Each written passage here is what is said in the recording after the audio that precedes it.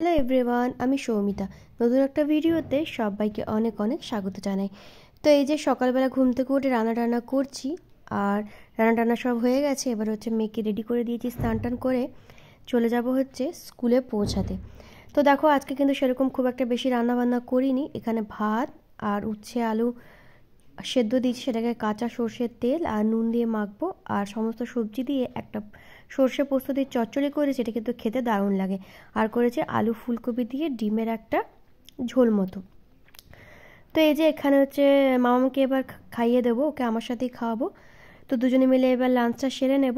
আর বাইরে কিন্তু বেশ ভালোই শীতকাল পড়েছে।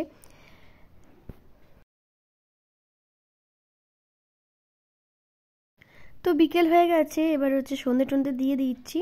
তো এটা হচ্ছে শুক্রবার দিনের ব্লগ। আর মামাম হচ্ছে এখানে একটু কার্টুন দেখছিল আর সাথে একটু দুধও খাচ্ছিল। আর আমি চলে গেছি কিন্তু চা বানাতে। চাটা বানিয়ে নিয়েছি, এবার চাটা ঢেলে নেব আর গরম গরম চা খাবো। আর এরকম ওয়েদার চেঞ্জের জন্য কিন্তু শরীরটাও খুব একটা ভালো যাচ্ছে না, সর্দি হয়ে আছে। আমারও হয়েছে, মেয়েরও হয়েছে, দুজনেরই একই অবস্থা। তো চলো এবার চাটা তাড়াতাড়ি খেয়ে নিই, তারপরে হচ্ছে রাতে রান্নাবান্না করবো। তো ঘড়িতে বাজে এখন ওই 7টা মতো। তো আমি এখানে বসে বসে চা খাচ্ছি, আর মামাম হচ্ছে আমার থেকে একটা বিস্কিট নিয়েছিল, সেটাও আর কি বসে বসে খাচ্ছে। আর দুজনে মিলে এই যে একটু সময় কাটাচ্ছি। আর ওরও কিন্তু শরীরটা খুব একটা ভালো নেই, তাই মেজাজটাও কিন্তু একটু খিটখিটে হয়ে রয়েছে। তো আজকে অনেকদিন পরে বিরিয়ানি খেতে ইচ্ছে করছিল, তো বর অফিস থেকে ফেরার পথে বিরিয়ানি কিনে এনেছে। তো বিরিয়ানির কোয়ান্টিটি তো অনেকটাই ছিল, এতটা বিরিয়ানিতে আমি একা খেতে পারবো না। এদিকে দেখো মামাম বিরিয়ানি নিয়ে বসেছে। তো এটা হলো পরদিন সকালের ব্লগ। তো কিছু কলা আনা হয়েছিল, কলাগুলো কিন্তু একদম একটু মানে বেশি পেকে গেলে যেরকম হয় সেরকমটা হয়ে গেছিলো। তো ফেলে তো দেওয়া যাবে না, ওই কারণে কিন্তু আমি এরকম কলার বড়া বানাচ্ছি। খেতে কিন্তু দারুণ লাগে। এটার মধ্যে হচ্ছে একটু মৌরি আর কলাগুলোকে ম্যাশ করে নিয়েছিলাম, আর তার সাথে ময়দা দিয়েছি, সুজি দিয়েছি, আর একটু চিনি দিয়েছি। সমস্ত কিছু দিয়ে ভালোভাবে মেখে এরকম বড়ার মতো ভাজছি। খেতে কিন্তু খুবই ভালো লাগে, একদম ক্রিস্পি হয়।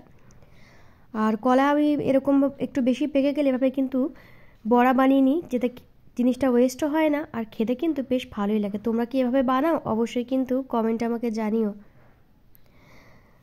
তো তারপরে হচ্ছে একটু চা বানিয়ে নিয়েছি, চা খাচ্ছি। আর আজকে সেরকম রান্না বান্নার খুব একটা চাপ নেই, যেহেতু আমের বাবার আজকে অফিসে টিফিন নিয়ে যাবে না। তো এই কারণে আর কি, তো রান্না তো করতেই হবে, যেহেতু আমি আর মেয়ে খাবো। তো আজকে বানাবো হচ্ছে ডিমের ঝোল আর ভাত। শুধু মেয়ে আর আমি খাবো, সে কারণে হচ্ছে। তো এই যে ডিমের ঝোল এখানে বানাচ্ছি, আর ব্রেকফাস্টের জন্য আজকে বানাচ্ছি হচ্ছে একটু পাস্তা। আজকে একটু হোয়াইট সস পাস্তা বানাবো, তো প্রথমবার বানাচ্ছি সেই কারণে আর কি। তো সবজিগুলো সব কেটে নিয়েছি, আর মামামের জন্য একটু আলু ভাজাও করবো, সেজন্য হচ্ছে আলুটা কেটে নিয়েছি। আর দেখো ওখানে দাঁড়িয়ে রয়েছে, ও আলু ভাজা খেতে প্রচণ্ড ভালোবাসে, তো ওই কারণে হচ্ছে ওর জন্য একটু আলু ভাজা করছি। তো এই যে পাস্তা এখানে আমার তৈরি হচ্ছে। আর এই পাস্তাটা সত্যি বলতে আমি কোনোদিন এভাবে বানাইনি। এমনি নর্মাল যেভাবে চাউমিন বানাই সেরকমভাবে পাস্তা বানিয়েছি, কিন্তু এইভাবে কিন্তু প্রথমবার বানাচ্ছি। তো খেতে কিন্তু ভালোই হয়েছিল, খুব একটা খারাপ হয়নি, যেহেতু চিজ দেওয়া ছিল, আর চিজ খেতে তো বেশ ভালোই লাগে। তো অন্যভাবে প্রথমবার বানালাম, খেতে ভালোই হয়েছিল। তোমাদের সাথে রেসিপিটা অবশ্যই আমি শেয়ার করব। আর আজকের ব্লগটাও এইটুকুই রাখছি। কেমন লাগলো ব্লগটা অবশ্যই জানিও। লাইক কমেন্ট শেয়ার করে সঙ্গে থেকো। দেখো হচ্ছে কালকে নতুন ভিডিওতে। সবাই ভালো থেকো।